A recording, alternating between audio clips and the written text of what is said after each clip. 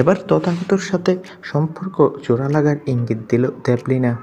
বিস্তারিত জানতে ভিডিওটি শেষ পর্যন্ত দেখুন, আর আমাদের চ্যানেলে নতুন হলে সাবস্ক্রাইব করুন।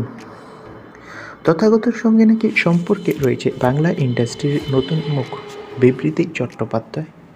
টলিপাড়ার অনেক মানুষই এমন কথা বলে থাকেন, আর দেবলিনা থাকছেন নিজের মায়ের সঙ্গে। জীবনের এই কঠিন সময়ে আগলে রাখছেন মেয়েকে।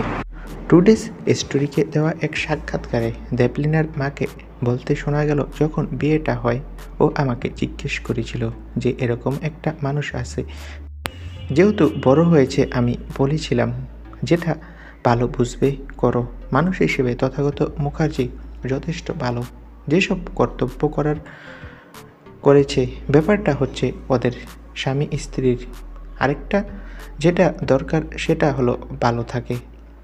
একসঙ্গে ভালো থাকছে নাকি আলাদা হয়ে ভালো থাকছে।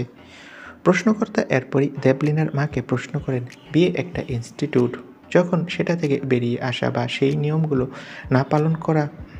তবে এবারে কথার মাঝেই থামিয়ে দেন দেবলিনা, বলে ওঠেন, আমাদের মধ্যে ডিভোর্স হয়নি। কিন্তু অভিনেত্রীর মা আরও জানালেন, তিনি মেয়েকে বুঝতে না দিলেও অবশ্যই তা প্রভাব ফেলেছিল তার মনে।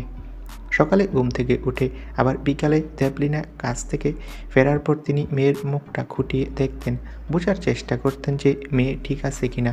যদিও দেবলিনা জানালেন, মা তাকে কোনো দিনও বুঝতে দেননি মাথায় কি জ্বলছে, বরং অনেক শক্তভাবে থেকেছেন তার পাশে।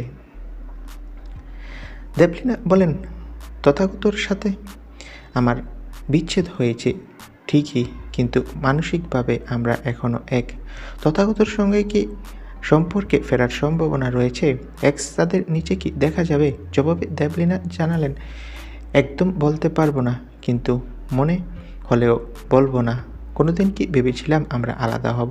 2024 কেন? এই সাক্ষাৎকারের শেষের পর কি হবে তাই জানি না, তবে এটুকু জানি বিয়েটা আমি করেছি সই করে ঠিকই, তবে এই সই একসঙ্গে থাকা বা ডিভোর্স ফাইল করা আমাদের কাছে কখনো গুরুত্বপূর্ণ নয়।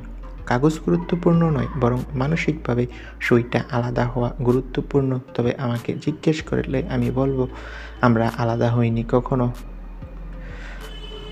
তবে সম্প্রতি শোনা যাচ্ছে অভিনেত্রী নাকি তথাগতর সাথে আবারও সংসার করতে ইচ্ছুক।